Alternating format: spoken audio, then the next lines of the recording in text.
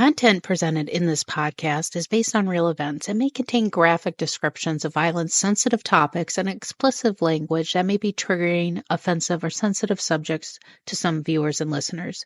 Discretion is advised. The purpose of this podcast is to explore and discuss true crime cases for entertainment and educational purposes only. This podcast does not intend to glorify or sensationalize crime, but rather aims to analyze and understand the complexities of human behavior in the criminal justice system. We encourage listeners to approach this content with empathy, critical thinking, respect for the victims and their families. John F. Kennedy, the charismatic president whose charm captivated the nation, but had a reputation that glittered in the spotlight. But behind all that glamour, a shadowy side lurked. One filled with dangerous liaisons, hidden scandals, and betrayals that could have altered the course of history. In Mike Rothmiller's book, Reckless, Sex, Lies, and JFK, he pulls back the curtain on a man whose personal life teetered on the edge of destruction. A story of seduction, manipulation, and secrets so perilous they had to be buried deep. Tonight, we'll explore just how reckless JFK was and what it cost to him. So pour yourself a glass of Merlot and join me as we uncover the truth behind the man, the myth, and the scandals that rocked Camelot. It's time to start the show. Let's hit it.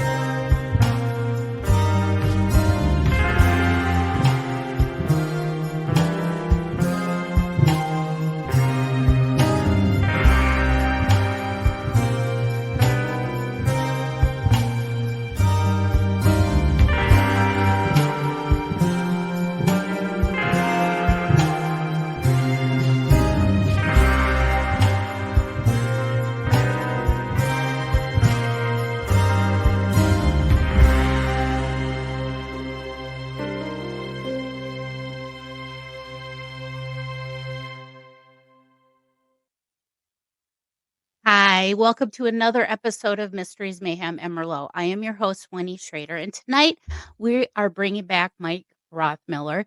We had him on for Bombshell on how Bobby Kennedy murdered Marilyn Monroe. But tonight we're going to talk about JFK with his book, Reckless, The Sex, Lies, and JFK. Now, Mike is an accomplished author, and he has an accomplished career in law enforcement and working with intelligence services. So let's welcome Mike to the show. Hi, Mike. Hi, Winnie. How you doing? Okay, so I know I love the topics that you have because they're such broad, so juicy. You can't get juicier than JFK, Marilyn Monroe, the mafia, and all that. But JFK has kind of had this scandalous life his whole life. The Kennedy family itself is kind of a scandalous family. He had Joe Kennedy, his father, who just blatantly had affairs with women and, bribed politicians and public officials. And, he had his little tentacles into the political world. And it seemed like he kind of passed that down to his sons. So can you kind of go over like JFK, maybe like in his younger years before he became president, and what kind of scandals and salacious stuff was he doing back then? Sure. Well, Joe Kennedy is JFK and Bobby's father, was a philanderer. He had so many girlfriends. He was married, and he wouldn't hesitate. He brought a lot of them to the house, even when his wife was there and the family was there. And he'd say, "Excuse us for a while." And he'd go up to the bedroom. You could hear him, having sex. And then he'd come down for dinner with them. And it was just normal, for a better term, within that household. Mm-hmm. And also he had such power because he was so wealthy. He could do what he wanted. That's what it came down to. And so his kids started seeing that. And that was the example set. And they started doing the same thing. And we can do what we want, and nothing's going to happen to us. But when they became of age for the military, World War II, I have to hand to him, JFK and his older brother didn't have to go to war. They could have stayed out, but they decided to go. So you have to admire them for that. And the older brother was killed on a bombing mission. But getting into JFK early, and his prep school. He went to Choate prep school, and where he lived while he was in his teens, and he met a guy there named Lem Billings, and they became very close friends, and they decided they wanted to room together. Well, Lem Billings, it was known to everybody, was gay, and JFK knew he was gay too, and so they started a very, very close friendship that lasted JFK's entire life. I mean, it was extremely close. And so one thing that came up, I knew from other research that JFK and this Lem Billings, when they were about 17, 18 years old, 19 there, they took a summer vacation together to Europe, and they were traveling through Europe. And so I wanted to get a copy of JFK's diary during that trip because he always kept a diary. Yeah. The Kennedy Library refused to give it to me, even though I filed a FOIA, and they admit, yeah, we have it, but we're not going to give it to you. Well, why? There's no reason. It wasn't covered by any, confidentiality laws or anything. And so I appealed that to the head archivist there to say, hey, wait a minute, this is nonsense. You said you have it. You won't give it to me. No, under these search, you have to give it to me. So finally they said, yes, you'll have it. So going through the entire diary was interesting. He was detailing their entire trip going over on the ship and the cities they went to in Europe. And there's a very interesting passage when they got to Venice, Italy. And JFK writes in there how he reserved a gondola for him and Lem that night.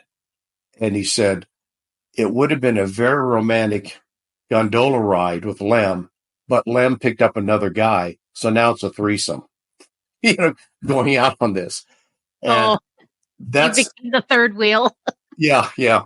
And so that's why they didn't want to give it to me, because of basically that statement. But there's a whole number of photos regarding him and Lem when they're traveling together and so forth. And then later on, when JFK was president, he was elected, Lem had a private bedroom at the White House the whole time. Really? Which most people don't understand. They didn't know it. And so you say, well, wait a minute. Friends come and go, but why does this guy have his own bedroom in the White House with his clothing there and all this stuff? And then there were stories where Lem told some later on is that there were times at night when, 9, 10 o'clock, whatever time it was, JFK would tell Jack, well, I've got to go down and talk to Lem about something. He'd go down to him, visit in his bedroom for an hour or two, then come back. And Jackie was not happy with that. What were they doing? According to Lem, during their long-term friendship and his love for JFK, he said he did give oral sex to JFK.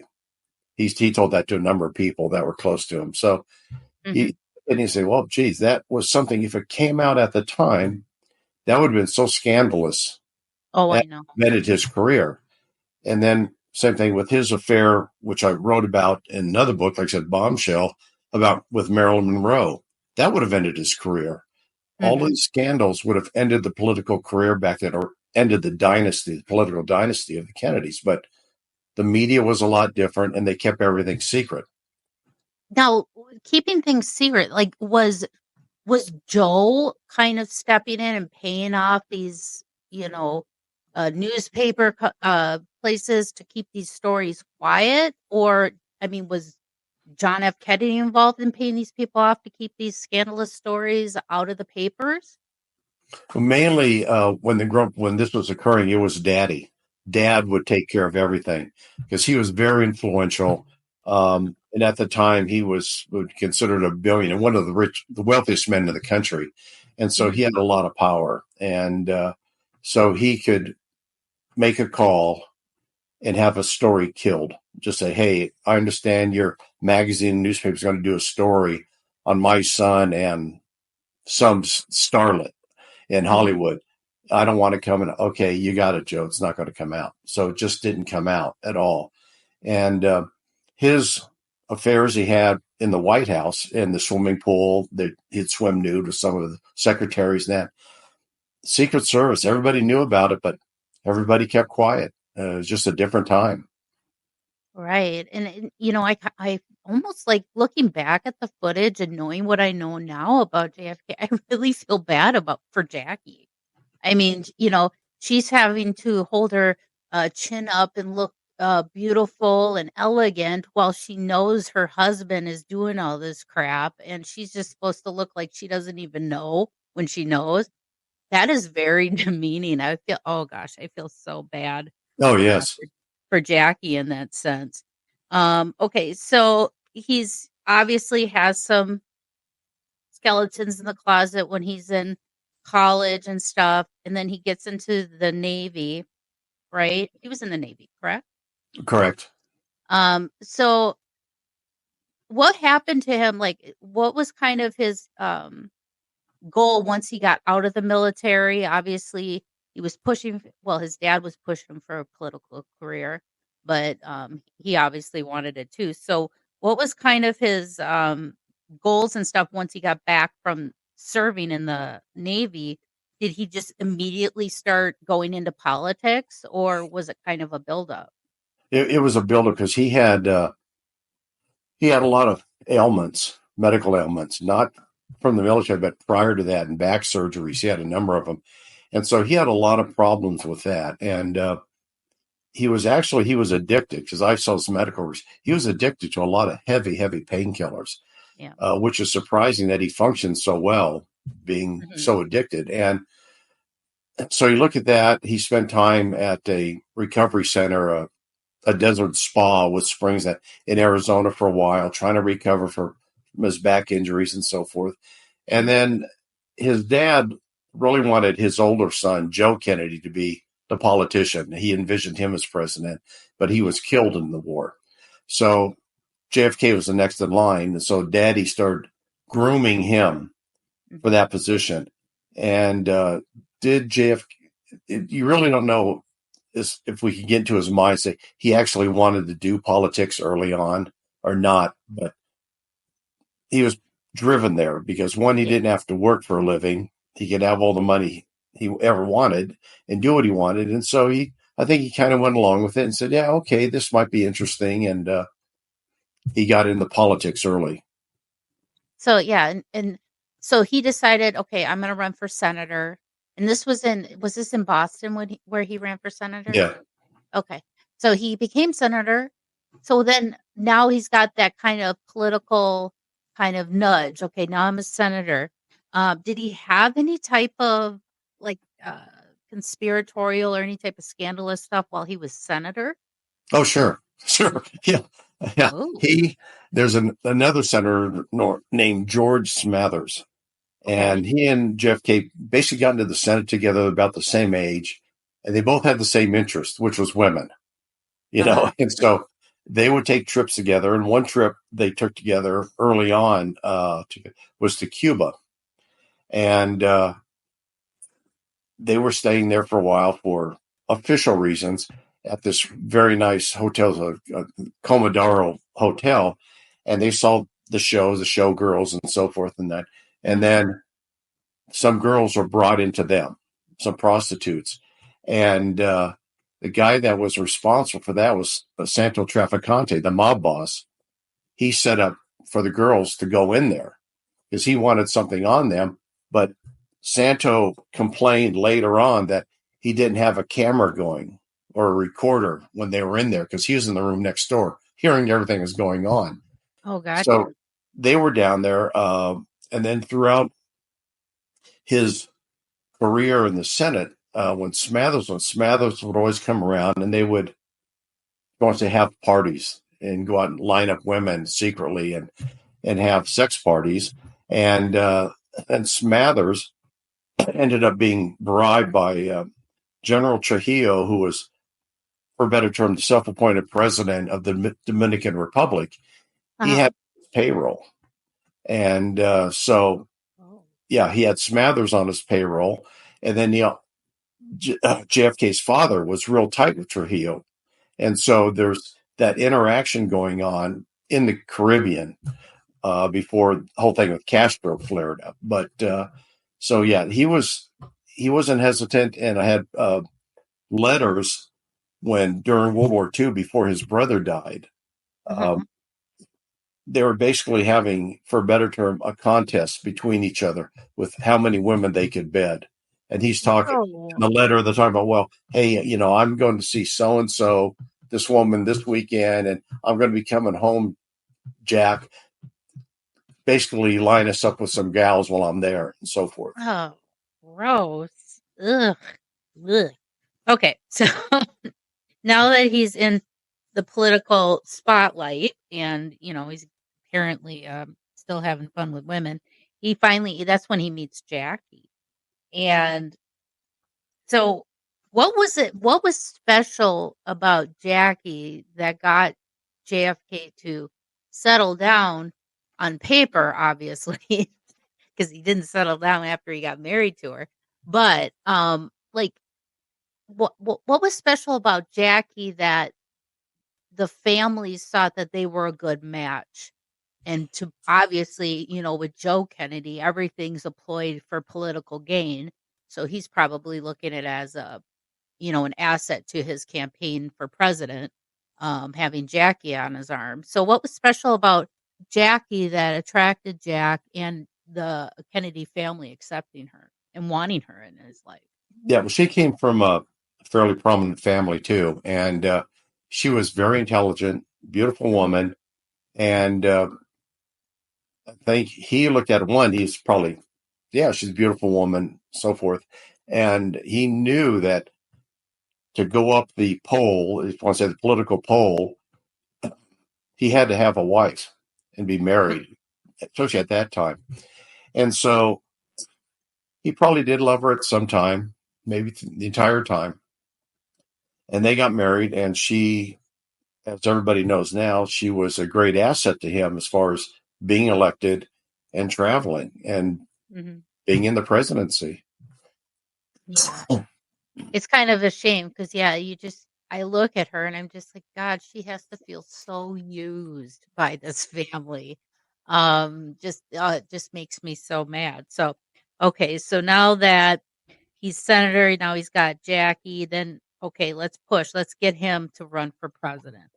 So, obviously, Joe backed, probably financed his campaign for sure, or at least had a lot of his buddies in there throwing money at it. But he's the one who kind of got the mob involved with Jack's campaign. Is that correct? Right, right. Joe was very close with the mob for many years, especially his bootlegging years, Uh huh. and he would he would help them out, and it went both ways. They would help him out, but he always had a deep respect for the mob because he realized if he turned on them, they'll eliminate him. Uh huh. Especially back then, you didn't mess with people like Trafficante and some Giancana. They'd have you killed. And so he knew how to use them. And he also knew about getting celebrities involved. That was an early on thing. And he got Sinatra involved with promoting JFK. And then his dad went to Sam Giancana and basically said, hey, we need help with the unions in certain states voting for JFK. And he said, I'll take care of it. And dad, Yeah. no doubt, took care of him. But on a funny side note like that, years ago when I was working intelligence and organized crime, I spoke to Tony Arcado, who took over for Giancana, way back then. He was the godfather of Chicago for a while. And I Hmm. met him in Palm Springs. And I said, well, tell me, how did you guys, meaning the mob, control elections, especially in Illinois? Hmm. And he says, well, I really don't know. I didn't do anything like that, but this is what I've heard, right? And I said, okay. And he says, well, what's important to know, he says, in an election, it's not controlling the people who vote; it's controlling the people who count the votes. And so I said, Yeah. yeah, he's now I wasn't involved in anything like that, but that's what I heard. And Hmm. so he went in, and they were able to get the unions in various states on the East Coast to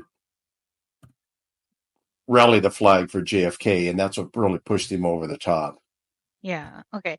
So, and of course, when you ask the mob for any favor, it's never free. You have to do something for them in return. And obviously, once Kennedy became elected, then his brother was the attorney general. Of course, now Bobby was like trying to, get these criminals, these organized crime groups eliminated. And then you had Jack, his brother, who's president, was beholden to the same groups of people that Bobby's trying to get rid of.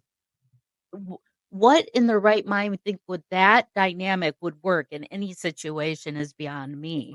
Yeah. Because it just seems like you're just going to be going in circles all day long.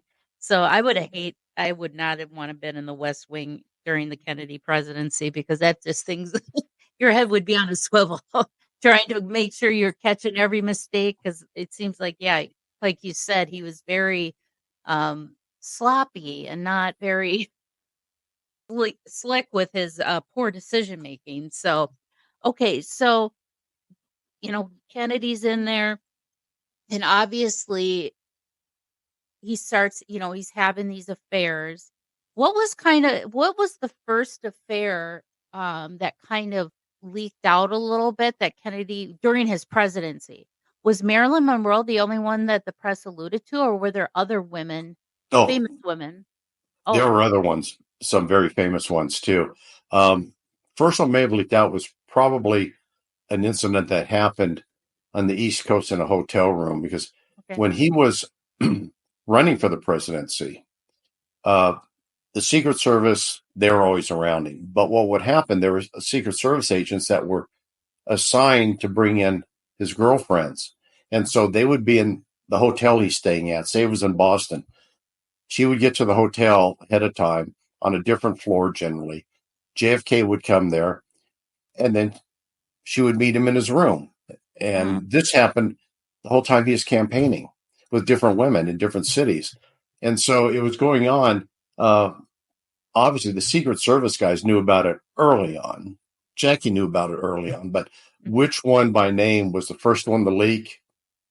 You really don't know, because it was leaked to how many people. But I think probably Marilyn Monroe was the big name that most people knew who she was, and heard that rumor at the time, but it wasn't a rumor. But there were, when we were putting the book together, we came up with, oh my goodness, it must have been about 30 names, 30. And we go, we can't explain all these people what the deal was. So we just kept a lot of them out, just didn't mention them, because there are just so many. It was endless, just endless.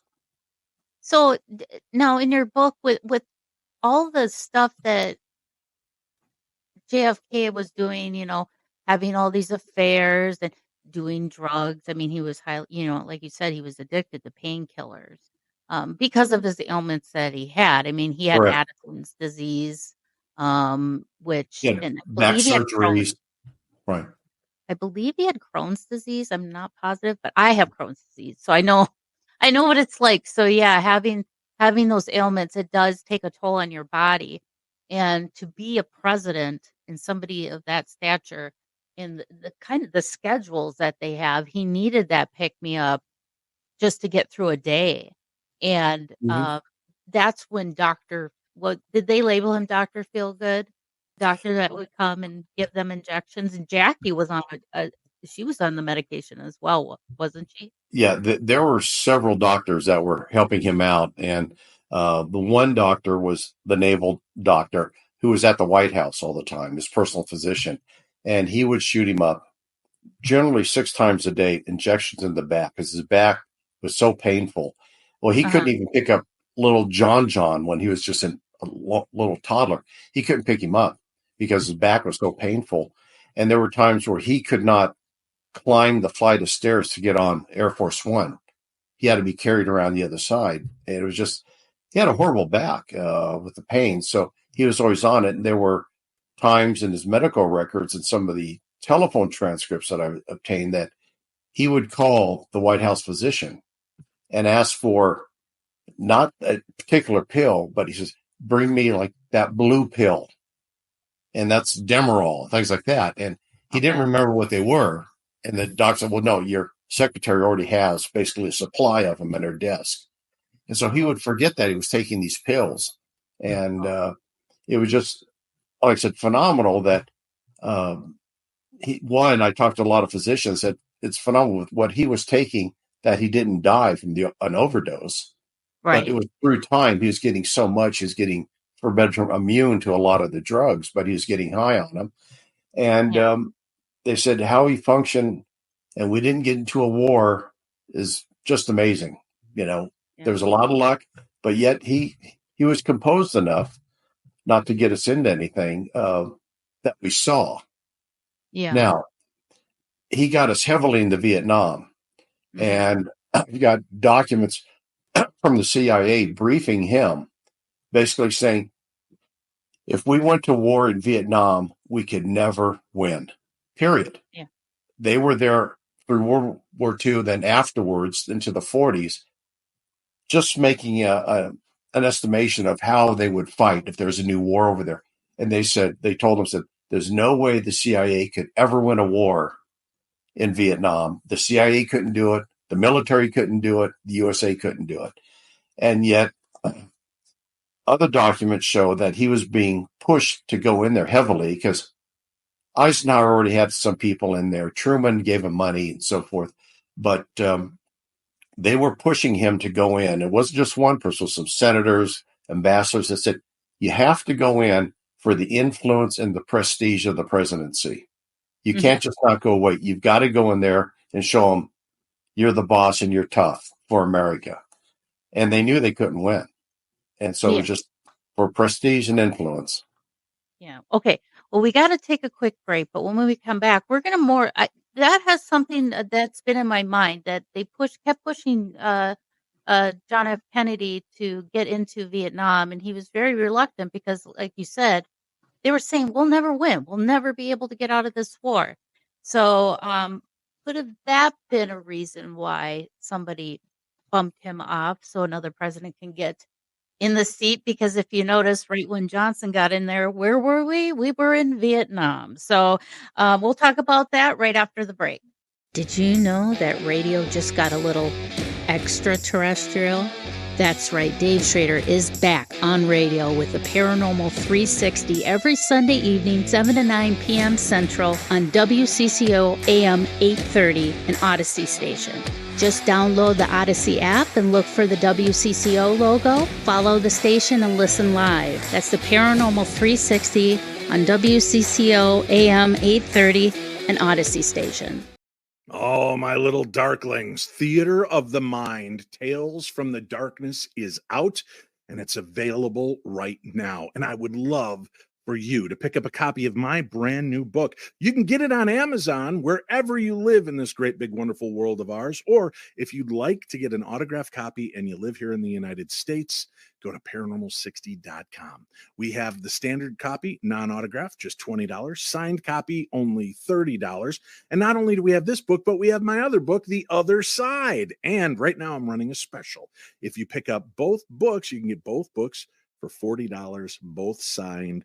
Both will be shipped in one package for one price. So go check out all the information at paranormal60.com. The Other Side, a teen's guide to ghost hunting and the paranormal, which is a guide on ghost hunting and the paranormal. Or you can get Theater of the Mind, Tales from the Darkness, real life encounters with the supernatural. And not only are they some of my all-time favorite stories from you, but there's a few of my favorite stories that have happened to me in the book as well. So go check it out, paranormal60.com, to order your copies, or you can buy copies wherever you are in the world that are unsigned at amazon.com. And I'll ask you this. Many of you have supported me in buying this book already. If you could just take 30 seconds to rate and review this book on Goodreads or on amazon.com, I would greatly appreciate it, because the more we get of good ratings and reviews, the more they expose this book to a wider, bigger audience. So I would appreciate that as a personal favor to me, your pal,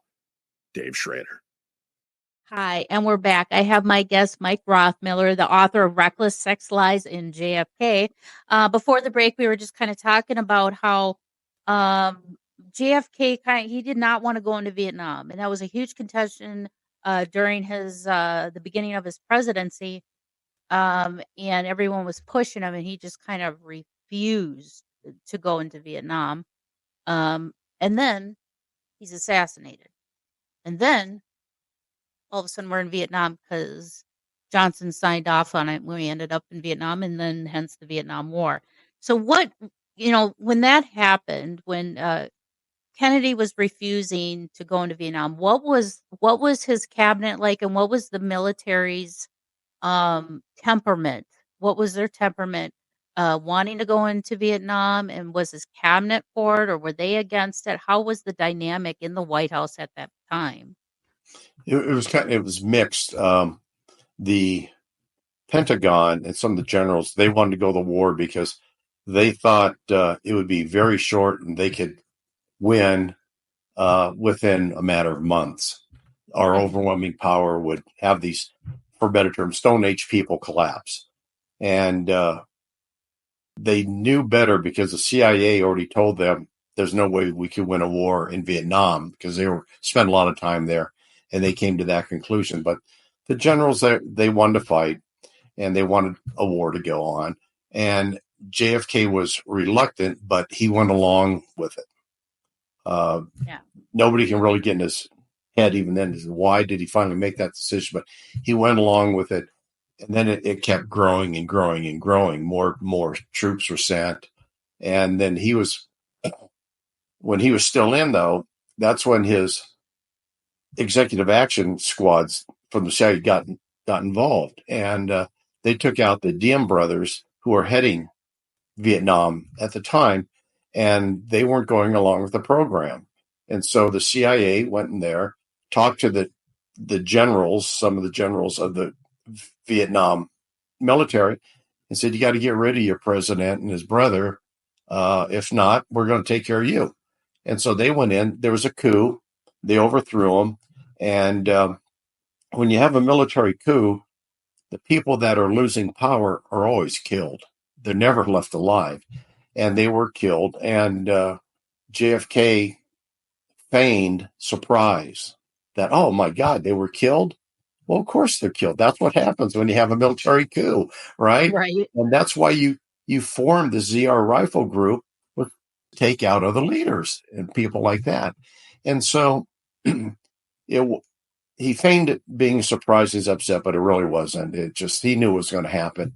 And then they went along. He kept going along with the generals in most cases, more and more troops going in, more and more troops going in. And then finally, when he was assassinated, it reached a point where Johnson would just kind of went along with everything. He just said, okay, fine, let's throw in some more troops and see what happens. But he knew that we couldn't win a war there either. And so it was interesting because you look and say, well, who had a reason to kill JFK? Well, there are a lot of people had reasons to do it. Yeah, but part of it was he established an assassination group within the CIA. And he was really upset with the CIA when this whole thing, the Bay of Pigs invasion of Cuba was going on, and he wasn't told about it until it was too late. Then he called it off, and it fell apart. Yeah. And so he wanted to tear up the CIA and throw them to the wind. And the people who are in the intelligence community like that, they're not going to let that happen. They're going to take you down before they go out. And so it wasn't a pleasant situation, but you look at who claimed to be the assassin now. One of the shooters is Lee Harvey Oswald, who killed him.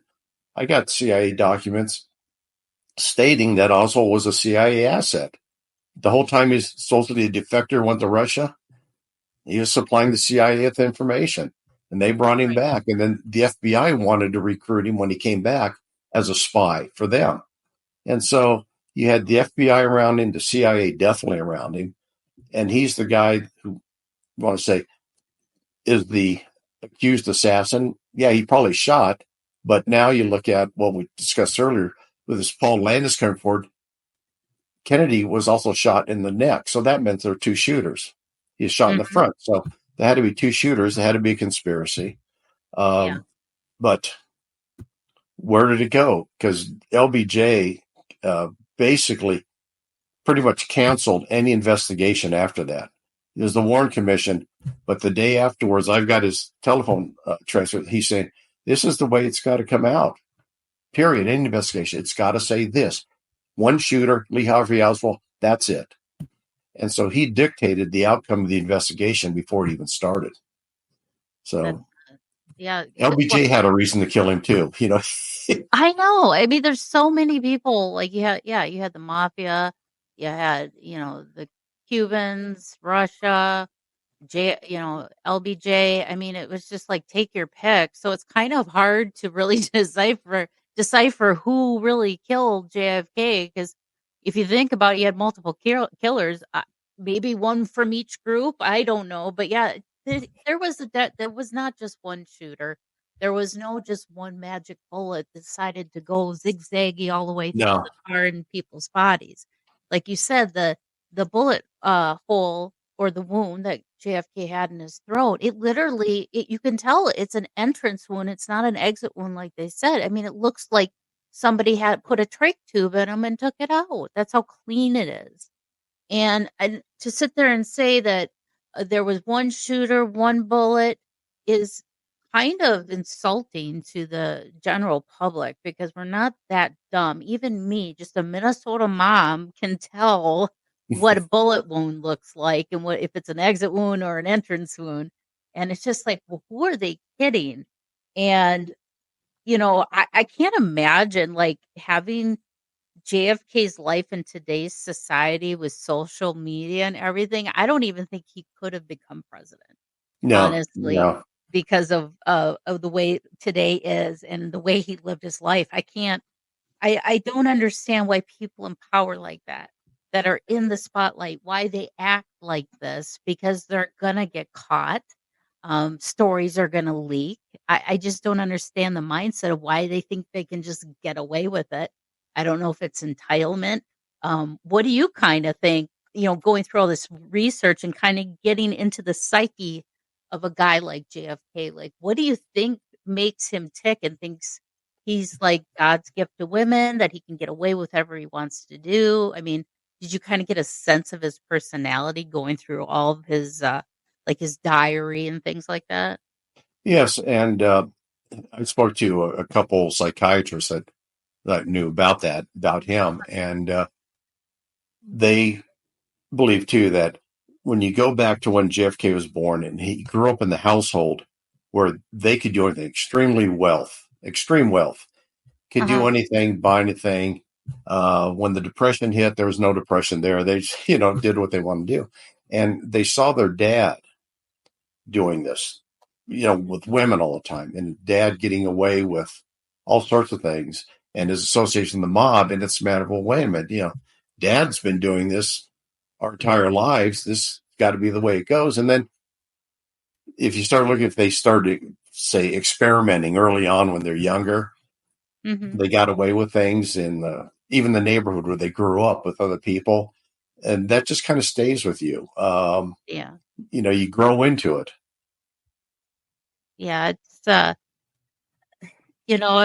look, he had his life. I mean, he could have had this perfect life handed to him on a silver platter. And it's almost like they just sabotage themselves. And, the people that they hurt along the way, in hindsight, looking back, like I said, I felt so sorry for Jackie, but looking at her face, like you can tell that she is like, she doesn't want to be there. She's disgusted with herself, with her husband, with her life, and being stuck in a role like that and have to just sit there and smile and pretend that everything's okay. I can't imagine what that did to her. And then on top of it, November 22nd, 1963 happened. And, having her husband's head blown off right beside her. I can't, this poor woman. Okay. So now you told me there was some kind of fun fact that not a lot of people know about the day. There was another dictator that was almost assassinated the same day. Is that correct? Well, what happened was, for quite a while, JFK wanted Castro killed. They were trying to kill Castro. Yeah. Not a secret now, but then it was a secret. They tried in a number of ways. And so the CIA developed some, like a fountain pen, a couple of those, with a little needle in it with a deadly poison. And the idea was for the assassin to get near Castro and just nick him with it, and that would kill him. And so this from the CIA documents. So they said at the very moment JFK was assassinated in Paris, the CIA agent was giving these poison pens to the Cuban assassin. They said it was just so strange. Even they thought it was strange that the very moment, they said time-wise, to almost to the very minute when JFK was shot, the CIA was giving these poison pens to this assassin. And obviously, he never killed Castro. But after that LBJ basically stopped that as far as going after Castro. So we failed 5, 10, 20 times already. Let's forget it right now. But it's just a very bizarre piece of history. Yeah, and the more you look back, especially of our political history, I mean, people that we admire, that we had, my grandmother had this big picture of JFK up on the wall, and to know what kind of person he actually was, it's like, ew, that's somebody I don't want to aspire to be. And when you look back at a lot of our presidents, which you have a book, we are definitely going to have you back on for, because going through some of the salacious stuff of other presidents is kind of a fun thing. So your other book, Sex, Lies, and Deception, Part 2, and you do have a Part 1. So I think we're going to have some fun with that episode, because I really want to get deep into some other presidents' little skeletons in their closet. But obviously, JFK has to be one of the top ones on the list of how much garbage he has to tote around with. So in conclusion of this book, what was kind of, after going through all the research, what was kind of your conclusion with Reckless, Sex, Lies, and JFK? Did you kind of have a definitive, like, I feel like this is what happened with his assassination and this is why?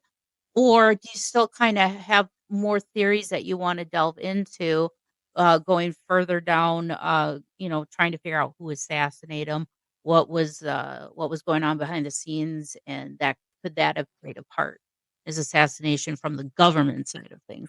What was kind of your, not conclusion, but kind of your assumption at the end of doing all this research with this book?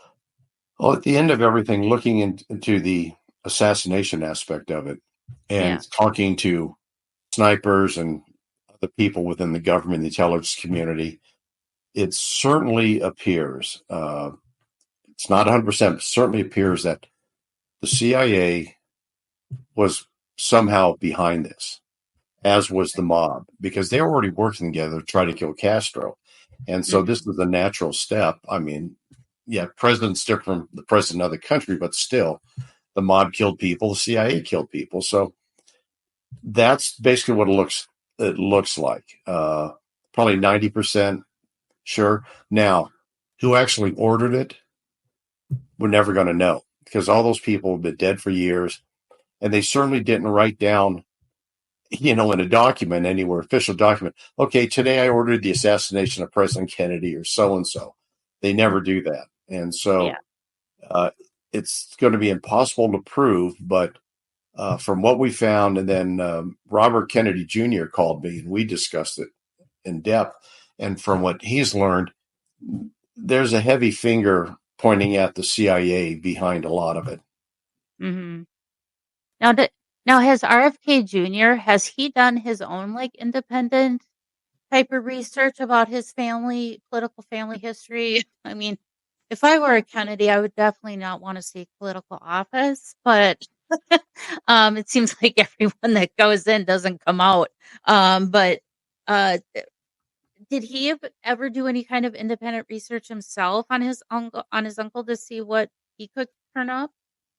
Yeah, we discussed it, and he did a very thorough, he's still doing it, investigation of JFK assassination, of his father's assassination, Robert, and very thorough, very meticulous.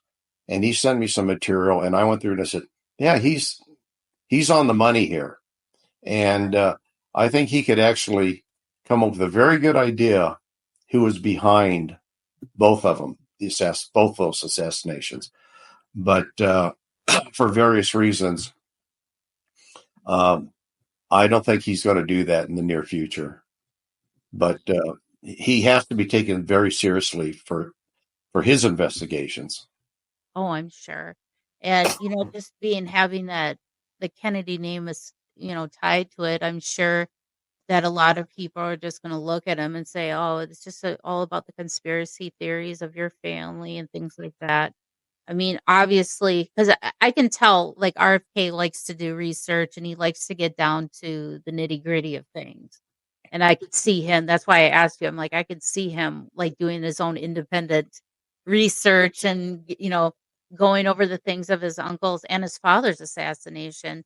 And, that very well could be that they are both tied. And if it's the CIA, maybe they just didn't want the Kennedys in power, period. Maybe it was the Kennedy family they just wanted out.